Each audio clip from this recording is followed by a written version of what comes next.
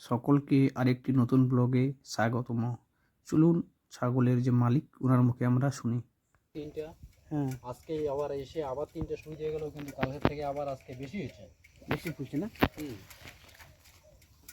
ও তো বললো যে ধীরে ধীরে আড়াবে, ওই জন্য ফোন করলাম দুপুরবেলা যে কী ব্যবস্থা করে করো।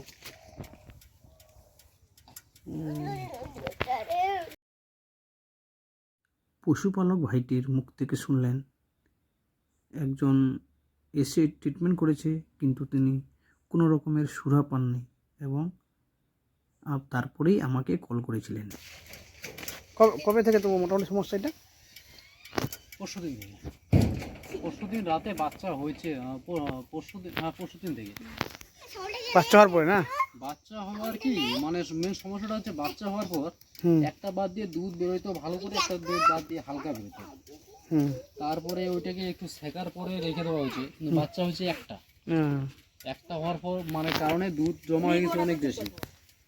হ্যাঁ, সকালে উঠে দেখি যে ওরকম হয়ে গেছে, হালকা ছিল।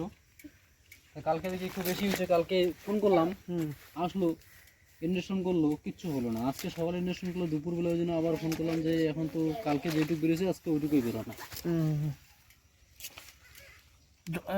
টানা তো জল বেরোচ্ছে নাকি ওই বাটটা থেকে? হ্যাঁ, একটা দিয়ে জল বেরোচ্ছে, একটা দিয়ে হালকা দুধ বেরোচ্ছে, এইটুকু দিয়ে জল আসতেছে।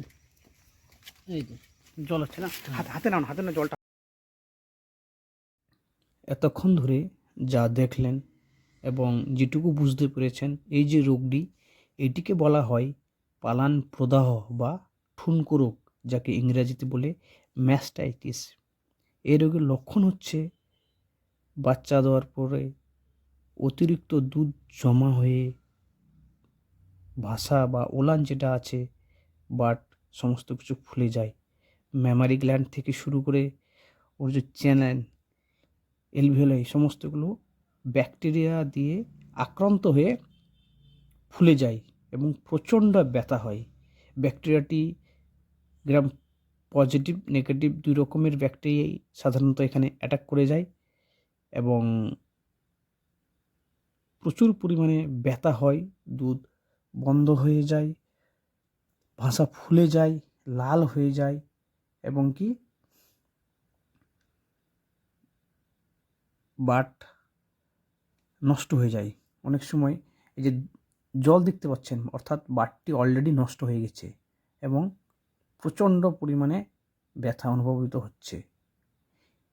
তাই আপনারা যখনই এরকমের রোগ দেখতে পাবেন, অবশ্যই তাড়াতাড়ি রেজিস্টার্ড ভেট বা প্রাণী চিকিৎসা কেন্দ্রগুলোতে দেখাবেন। আজকের জন্য এতটুকুই। ভালো লাগলে অবশ্যই লাইক, শেয়ার, কমেন্ট করবেন এবং অবশ্যই সাবস্ক্রাইব করবেন আমাদের নতুন চ্যানেল। প্লিজ সবাই মিলে সাবস্ক্রাইব করবেন এবং ভালো থাকবেন। ধন্যবাদ সবাইকে।